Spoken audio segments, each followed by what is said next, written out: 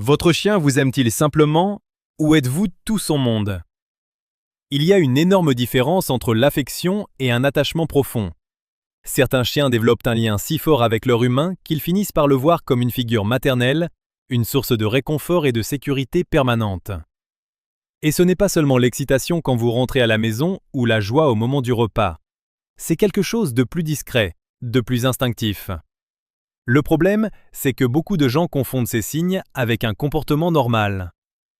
Aujourd'hui, vous allez découvrir 5 signes clairs qui montrent que votre chien ne vous voit pas seulement comme son maître, mais comme sa véritable source de sécurité émotionnelle.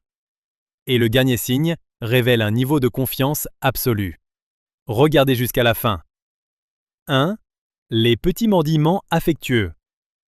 Imaginez la scène. Vous caressez votre chien, il se laisse aller, le corps détendu.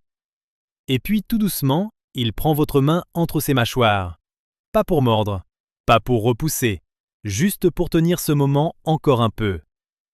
Beaucoup de personnes s'inquiètent. Est-ce un signe d'agacement, une mise en garde? La réponse est tout autre. Ce mordillement léger, sans douleur, sans grognement, est l'expression d'une émotion qui déborde, une joie trop grande pour rester silencieuse. Les chiots utilisent leur gueule pour tout explorer. Les autres, le monde, les relations. C'est leur premier langage. Quand ce réflexe perdure à l'âge adulte, pendant des moments de tendresse partagée, il est devenu autre chose. Il est devenu un mot.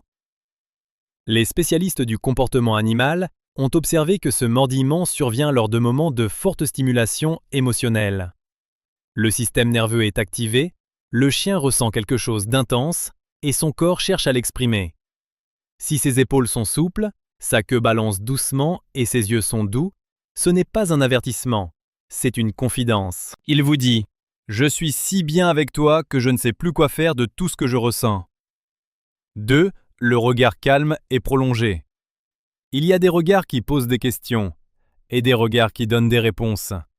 Quand votre chien vous fixe doucement, sans rien demander, avec cette expression apaisée, il se passe quelque chose d'invisible mais que votre corps ressent. Une connexion, une reconnaissance mutuelle. Des chercheurs ont montré que ce contact visuel entre un chien et son propriétaire provoque une libération d'ocytocine chez les deux. L'ocytocine, c'est l'hormone du lien, celle qui est libérée quand une mère regarde son nouveau-né. Elle fonctionne dans les deux sens, entre vous et votre chien. Ce n'est pas un regard de domination, ce n'est pas une demande, c'est un regard qui vérifie que vous êtes là, que le lien est intact. Les éthologues appellent ça un ancrage émotionnel.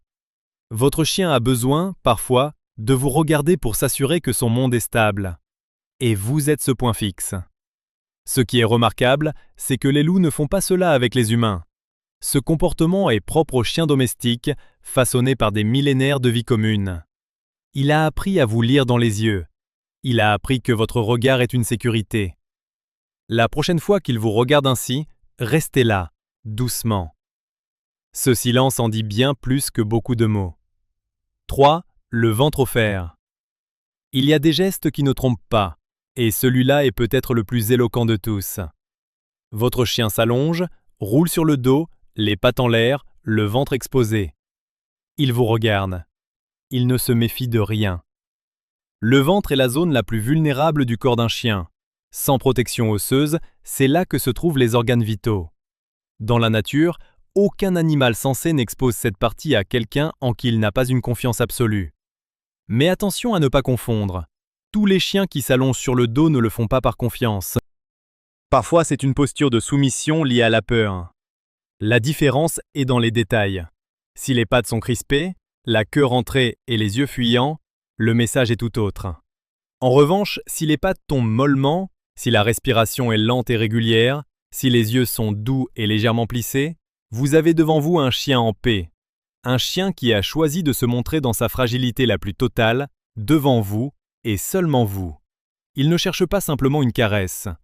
Il vous dit qu'en votre présence, il n'a pas besoin de se défendre.